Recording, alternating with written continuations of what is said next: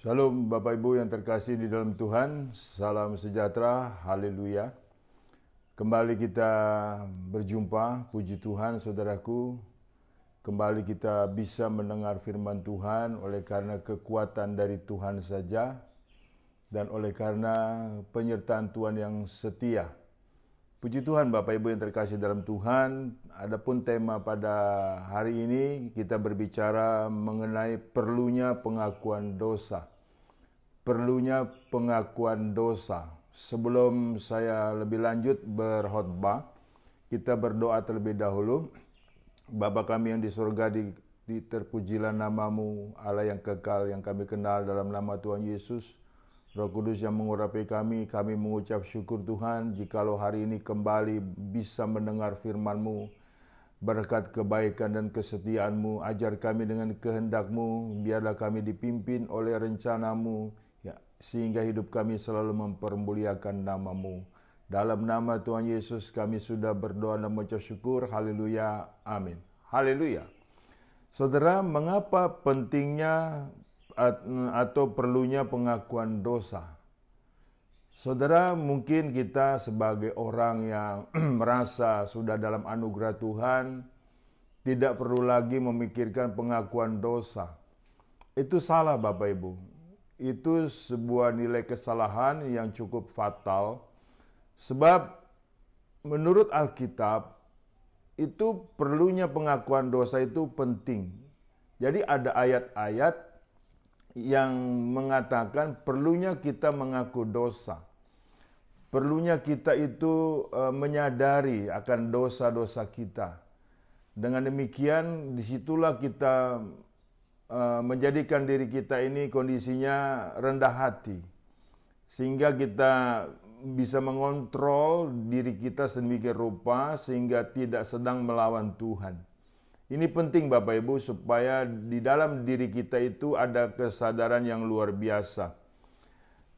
Pentingnya pengakuan dosa atau perlunya pengakuan dosa bagi setiap kita Bapak Ibu. Alkitab jelas sekali mengatakan ada beberapa hal. Pertama, adanya kesadaran diri. Pertama, adanya kesadaran diri. 1 Yohanes 1 ayat 5 sampai 10. Saya baca. 1 Yohanes 1 ayat 5 sampai 10, dan inilah berita yang telah kami dengar dari Dia dan yang kami sampaikan kepada kamu.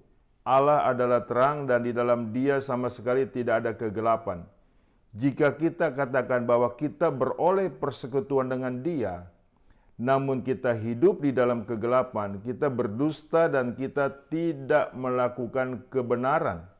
Tetapi jika kita hidup di dalam terang sama seperti Dia ada di dalam terang, maka kita beroleh persekutuan seorang dengan yang lain, dan darah Yesus anaknya itu menyucikan kita daripada segala dosa.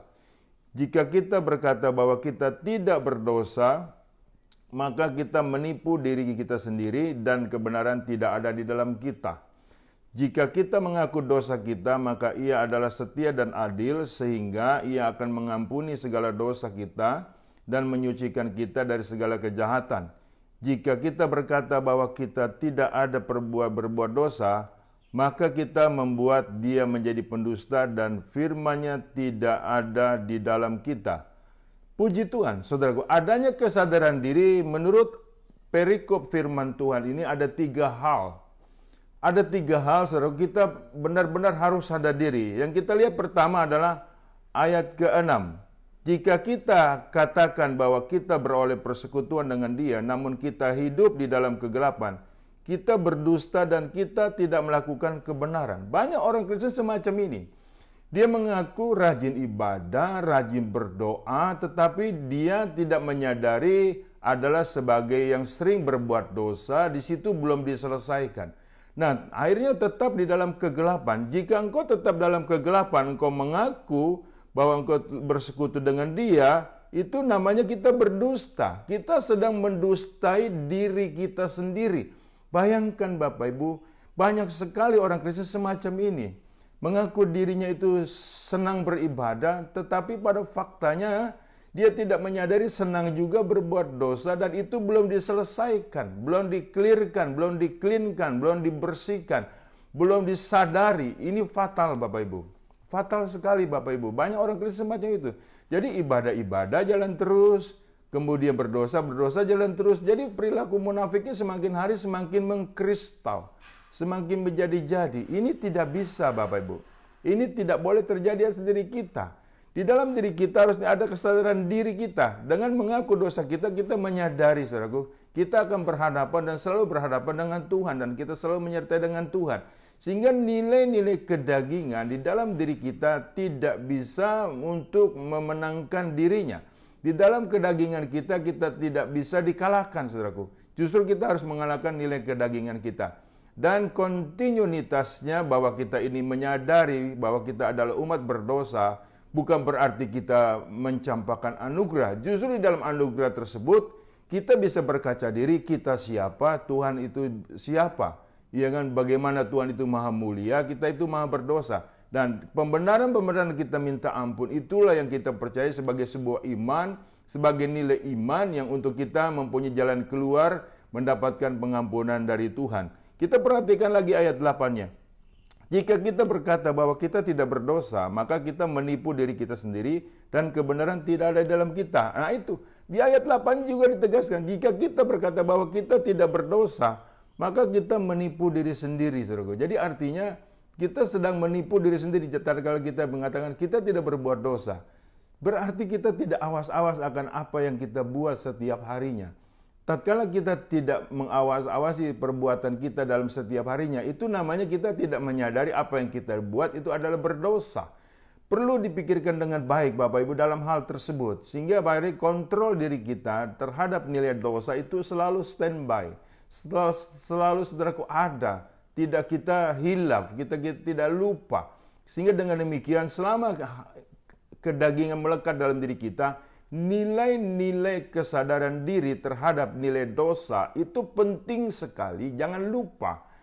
Makanya tidak ada dosa yang kondisinya saudaraku yang mana tanpa kita sadari. Kita harus sadari. Sehingga pada hari dari situ kita bergumul di dalam dosa dan berkemenangan dalam hal minta ampun kepada Tuhan. Kita lihat kemudian ayat 10-nya Bapak Ibu. Jika kita berkata bahwa kita tidak ada berbuat dosa, maka kita membuat dia menjadi pendusta dan firman-Nya tidak ada di dalam kita. Nah, yang ayat 10 lebih lagi. Jika kita berkata bahwa kita tidak ada berbuat dosa, maka kita membuat dia menjadi pendusta. Membuat Tuhan menjadi pendusta dan firman-Nya tidak ada di dalam kita. Jika kita mengatakan kita bukan umat berdosa, nah ini kesadaran diri kita hilang, saudaraku. Kita menyadari kita ini benar-benar, saudaraku, adalah orang yang berdosa, yang membutuhkan Tuhan, yang selalu membutuhkan Tuhan, selalu untuk disertai Tuhan. Sehingga dengan demikian Allah yang maha mulia tersebut, saudaraku, membuat kita sadar bahwa kita tidak bisa mempermainkan Tuhan. Sehingga dengan demikian, sekali lagi saya bicara, kontrol diri kita ini penting untuk kita sadar diri bahwa kita adalah umat berdosa. Dari situ kita menyadari jangan bikin dosa lagi, saudaraku. Ya kan, tatkala dosa kita sudah diselesaikan, jangan bikin dosa lagi. Jadi lama-kelamaan kita menyadari menuju kepada nilai kesempurnaan. Ya kan, satu nilai progres yang luar biasa. Jadi kita tidak lagi menyembarangkan hidup kita tatkala kita sudah mendapatkan anugerah. Sehingga kita selalu berawas-awas, wah ini dosa nih, oh ini bahaya nih bagi kedagingan kita. Di situ saudaraku kita menyadari bahwa diri kita itu adalah orang-orang yang selalu takut akan Tuhan. Adalah awal dari ilmu pengetahuan. Ada amin Bapak Ibu. Puji Tuhan. Kemudian yang kedua saudaraku. Yang kedua dikatakan ada kerendahan hati. Ada kerendahan hati. Matius 3, 1-10. Pada waktu itu tampillah Yohanes Pembaptis di padang gurun Yudea dan memberitakan, bertobatlah sebab kerajaan sorga sudah dekat. Sesungguhnya dialah yang dimaksudkan Nabi Yesaya ketika ia berkata, ada suara yang berseru-seru di padang gurun, persiapkanlah jalan untuk Tuhan, luruskanlah jalan baginya. Yohanes memakai jubah bulu unta dan ikat pinggang kulit dan makanannya belalang, madu dan madu hutan. Maka datanglah kepadanya penduduk dari Yerusalem, dari seluruh Yudea, dari seluruh daerah sekitar Yordan. Lalu sambil mengaku dosanya mereka dibaptis oleh Yohanes di sungai Yordan. Saya ulang, lalu sambil mengaku dosanya mereka dibaptis oleh Yohanes di sungai Yordan. Tetapi waktu ia melihat banyak orang Farisi dan orang Saduki datang untuk dibaptis, berkatalah ia kepada mereka, "Hai kamu keturunan ular beludak, siapakah yang mengatakan kepada kamu bahwa kamu dapat melarikan diri dari murka yang akan datang? Jadi hasilkanlah buah yang sesuai dengan pertobatan, dan janganlah mengira bahwa kamu dapat berkata dalam hatimu, Abraham adalah bapa kami. Karena aku berkata kepadamu, Allah dapat menjadikan anak-anak bagi Abraham dari batu-batu ini. Kapak sudah tersedia pada akar pohon, dan setiap pohon yang tidak menghasilkan buah yang baik pasti ditebang dan dibuang ke dalam api." Saudaraku, lihat, kalau kita tidak mengaku dosa kita, itu tidak ada nilai pertobatan. Tatkala kita tidak ada nilai pertobatan, itu tidak ada nilai buah. Tatkala kita tidak ada nilai buah, itu kita akan dikerat dan dibuang ke api. Sangat mengerikan Bapak Ibu. Itu yang dilakukan oleh orang Farisi dan Saduki. Mereka mau dapat keselamatan, tapi mereka tegar tengkuk. Mereka merasa paling benar, paling luar biasa, manusia yang paling istimewa di hadapan Tuhan. Saudaraku, sehingga mereka tidak ada pengakuan dosa. Yohanes Pembaptis dipersiapkan Tuhan untuk membaptis, dan syarat baptisan adalah mengaku dosa. Banyak sekali manusia Kristen, saudaraku, ya kan, kesehariannya tidak ada pengakuan dosanya, Bapak Ibu. Tatkala kita tidak ada pengakuan dosa, jadi apa-apa yang kita lakukan begitu saja mengalir. Wah, ini sungguh sangat mengerikan, Bapak Ibu. Sungguh sangat mengerikan. Kalau engkau melakukan segala sesuatunya bercampur aduk, saudaraku. Iya kan, sehingga pada akhirnya kebenaran Tuhan tidak ada pada dirimu. Nah, tadi yang saya katakan itu, engkau menganggap Tuhan itu pendusta. Ini penting bagi setiap kita. Adanya nilai anugerah oleh karena kita menyadari bahwa kita umat berdosa. Nah, untuk itu kita perlu dibaptis. Dari hal kita dibaptis, itulah kita mengeluarkan buah-buah kebenaran, 9 buah roh. 9 buah roh, saya mau tanya, dari mana bisa kita keluarkan kalau kita tidak bertobat? Kalau kita tidak bertobat, bagaimana kita bisa mengaku dosa kita? Jadi itu urut-urutannya. Tatkala kita mengaku dosa kita, itu bertobat namanya. Ya kan, berbalik arah. Tatkala kita bertobat, bisa menghasilkan buah yang baik. Makanya seringkali, saudaraku, nilai baptisan disembarangkan atau disembarangin. Bahkan saya banyak melihat orang dibaptis sering-sering, berulang-ulang, itu kan konyol sekali, saudaraku. Iya kan, dia nggak mengerti ketekunan nilai pengakuan dosa. Dari pengakuan dosa engkau mesti sejelas-jelas. Ya, dengan mulutmu mesti bisa dipegang. Dan untuk tidak berbuat dosa lagi. Ini penting tuh. Cikal bakal kita bertobat adalah pengakuan dosa. Itu yang dianjurkan. Dari pengakuan dosa itu muncul nilai pertobatan. Itu alurnya. Dari nilai pertobatan itu muncul nilai buah. Kalau hidupmu tidak berbuah, nggak ada gunanya Bapak Ibu. Tidak ada gunanya kalau hidup tidak berbuah. Iya kan, saudaraku, dengan apa kita bisa hidup kalau di hadapan Tuhan kalau tidak berbuah-buah? 9 buah roh. Makanya banyak orang Kristen mengabaikan hal ini. Tatkala Bapak Ibu mengabaikan ini, bisa bahaya, saudaraku. Bisa bahaya bagi kehidupan kekalmu nanti. Bisa jadi tidak di dalam kerajaan surga. Iya kan, dan pada akhirnya terjadi kertak gigi. Jadi pengakuan dosa itu perlu dan penting. Supaya kita menghasilkan pertobatan. Pertobatan kita pertobatan sejati. Pertobatan yang sungguh-sungguh. Bukan tobat kumat, saudaraku. Iya kan? Kita tidak bisa mempermainkan Tuhan. Di Galatia 6 ayat 7, jangan sesat. Allah tidak bisa dipermainkan. Apa yang ditabur orang itu yang dituai. Bapak Ibu boleh fasih bicara firman Tuhan. Tetapi kalau tidak ada pertobat, diri kita tetap busuk di hadapan Tuhan. Tetap menghasilkan satu hal yang berbau najis di hadapan Tuhan. Bukan berbuah kebenaran. Ya, amin, saudaraku. Jadi penting, tatkala kita mengkondisikan untuk bertobat, ada pengakuan dosa, ada penyesalan, ada kerendahan hati, ada kesadaran diri. Ini penting bagi setiap kita. Jadi membentuk jiwa kita menjadi nilai-nilai dalam kekuatan Roh Kudus, dalam kekuatan Tuhan, dalam kekuatan kemuliaan Tuhan, dalam kekuatan kekudusan Tuhan. Sehingga di dalam diri kita itu ada satu nilai yang luar biasa, dan disitulah kita menghargai anugerah Tuhan. Sebagaimana Tuhan sudah berkorban bagi setiap kita, naik di atas kayu salib, mati di atas kayu salib, saudaraku, dengan cara teraniaya oleh karena dosa-dosa kita. Nah, dari situlah, saudaraku, untuk kita terus mengaku dosa kita dalam hal ini, bahwa kita ini perlu kesadaran diri, perlu kerendahan hati. Ada amin? Harus ada amin, Bapak Ibu. Jadi kita tidak sombong. Iya kan? Kita tidak angkuh di dalam kerohanian kita. Sombong rohani Tuhan tidak suka, saudaraku. Tuhan benci orang sombong. Banyak orang Kristen terlalu sombong, saudaraku, kondisinya. Sehingga merasa orang lain adalah kecil bagi mereka. Orang lain itu rendahan, dia yang paling berkenan di hadapan Tuhan. Banyak seperti itu. Banyak seperti itu, mengaku-ngaku orang yang paling dekat dengan Tuhan. Ternyata dia yang paling dekat dengan setan. Itu kan berbahaya sekali. Dia nggak menyadari itu. Kalau nggak menyadari hal itu, Bapak Ibu, wah itu kacau sekali, saudaraku. Iya kan? Kacau sekali, itu sakit rohaninya, saudaraku. Sakit jiwanya, saudaraku. Ini penting bagi setiap kita.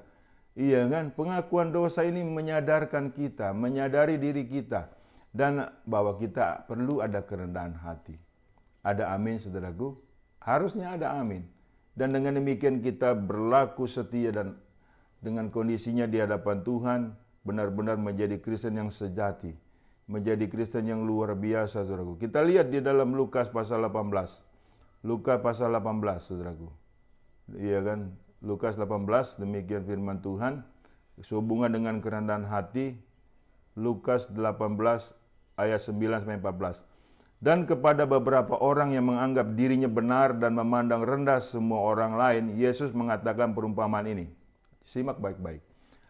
Ada dua perumpamaan. Ada dua orang pergi ke bait Allah untuk berdoa, yang seorang adalah Farisi dan yang lain pemungut cukai. Yang Farisi itu berdiri berdoa dalam hatinya begini. Ya Allah, aku mengucap syukur kepadamu karena aku tidak sama seperti semua orang lain. Bukan perampok, bukan orang lalim, bukan penjina, dan bukan juga seperti pemungut cukai ini. Aku berpuasa 2 kali seminggu. Aku memberikan 1/10 dari segala penghasilanku. Tetapi pemungut cukai itu berdiri jauh-jauh, bahkan ia tidak berani menengadah ke langit, melainkan ia memukul diri dan berkata, Ya Allah, kasihanilah aku, orang berdosa ini. Aku berkata kepadamu, orang ini pulang ke rumahnya sebagai orang yang dibenarkan Allah, dan orang lain itu tidak. Sebab barang siapa meninggikan diri, ia akan direndahkan, dan barang siapa merendahkan diri, ia akan ditinggikan. Sudah jelas firman ini, Bapak Ibu? Sudah jelas? Orang Farisi meninggikan diri. Aku tidak berzina, aku tidak berlaku lalim, atau segala macam. Dia merasa membenarkan diri di hadapan Tuhan. Padahal Allah itu maha benar. Saudaraku, di depan Tuhan kita ini terbuka. Di depan Tuhan ini kita telanjang, saudaraku. Nggak bisa kita membenarkan diri. Ya kan, kita harus rendah hati. Kita harus menyadari siapa Tuhan yang kita permuliakan di dalam nama Tuhan Yesus Kristus. Lain dengan pemungut cukai. Dia katakan, Ya Allah, aku minta belas kasihan-Mu. Iya kan? Rupanya mengaku dosa itu meminta belas kasihan Tuhan. Saudara, kita tidak bisa hidup tanpa belas kasihan Tuhan. Saya hidup itu karena belas kasihan Tuhan. Gak ada yang saya banggakan, saudara, dalam hal ini. Iya kan? Karena semua manusia sudah makhluk berdosa, Roma 3:23. Jadi dengan belas kasihan Tuhan yang diberikan atas nilai anugerah, disitulah kita terus untuk konsisten, konsekuen. Sehingga pada akhirnya di dalam diri kita selalu ada kebenaran Tuhan. Tanpa belas kasihan Tuhan kita tidak bisa hidup kekal, Bapak Ibu. Percayalah. Seberapapun engkau pintar, seberapapun engkau handsome, engkau cantik, engkau kaya, tidak ada gunanya. Semua itu akan dari debu kembali kepada debu saat engkau mati. Semua itu akan hilang. Kita hidup berdasarkan belas kasihan Tuhan. Dengan belas kasihan Tuhan kita beriman bahwa Yesus adalah Tuhan yang penuh kasih, yang mengasihi kami, yang mengasihi saya, mengasihi Bapak Ibu, yang mengasihi semua orang yang berkenan di hadapannya. Puji Tuhan. Ada amin, Bapak Ibu? Harusnya ada amin. Amin, saudaraku. Puji Tuhan. Ini hal yang menggembirakan. Jadi contoh di sini, Allah yang maha tinggi sangat meninggikan orang yang rendah hati. Dan Allah yang maha tinggi merendahkan orang yang tinggi hati. Harus tahu itu, Bapak Ibu. Kita tidak boleh sombong. Amin, saudaraku. Seperti orang Farisi. Dia merasa hebat dibandingkan orang-orang lain. Dia merasa luar biasa dibandingkan orang-orang lain, saudaraku. Tuhan tidak mengukur seperti itu. Tuhan mengukur dengan hati kita yang rendah hati. Hati kita yang sungguh sangat luar biasa di hadapan Tuhan. Kita hanya memohon belas kasihan Tuhan. Dengan mengaku dosa kita, kita selalu minta belas kasihan Tuhan. Sampai kapan? Sampai kita tiada dari muka bumi ini. Belas kasihan Tuhan selalu menyertai kita seumur hidup kita dan sepanjang umur dalam kehidupan kita di muka bumi. Amin, saudaraku. Yang terakhir adanya kebesaran hati. Yakobus pasal 5 ayat 15 sampai 16. Yakobus pasal 5 ayat 15. Dan doa yang lahir dari iman akan menyelamatkan orang sakit itu, dan Tuhan akan membangunkan dia. Dan jika ia telah berbuat dosa, maka dosanya itu akan diampuni. Karena itu hendaklah kamu saling mengaku dosamu dan saling mendoakan, supaya kamu sembuh. Dua orang yang benar, bila dengan yakin didoakan, sangat besar kuasanya. Yang ketiga, yang terakhir, adanya kebesaran hati. Rupanya pengakuan dosa itu bukan hanya untuk diri kita loh Bapak Ibu, tapi untuk orang lain. Untuk kita mendoakan orang lain, saudaraku, saling mengaku dosa dan ada kesembuhan, ada mujizat, ada kuasa Allah bekerja. Itu puji Tuhan, itu dahsyat sekali Bapak Ibu. Sangat dahsyat sekali. Jadi orang yang mengaku dosanya itu ada kebesaran hati. Dan mereka juga berbagi rasa bagi orang lain. Iya saudaraku, ini penting. Jadi tatkala kita mendoakan seseorang, yang pertama kita harus lakukan adalah pengakuan dosa. Ini penting, pintu masuk pengakuan dosa adalah sebagai untuk datang kepada Tuhan. Supaya Tuhan berkenan, supaya Tuhan menurunkan kuasanya, supaya Tuhan menurunkan mujizatnya. Haleluya Bapak Ibu. Ini penting sekali. Penyakit apapun, itu sebetulnya dimulai dari akar pahit, saudaraku. Jangan dari akar pahit, dari dendam, dari kekecewaan. Ya, ini penting kita bongkar itu semuanya dengan pengakuan dosa kita.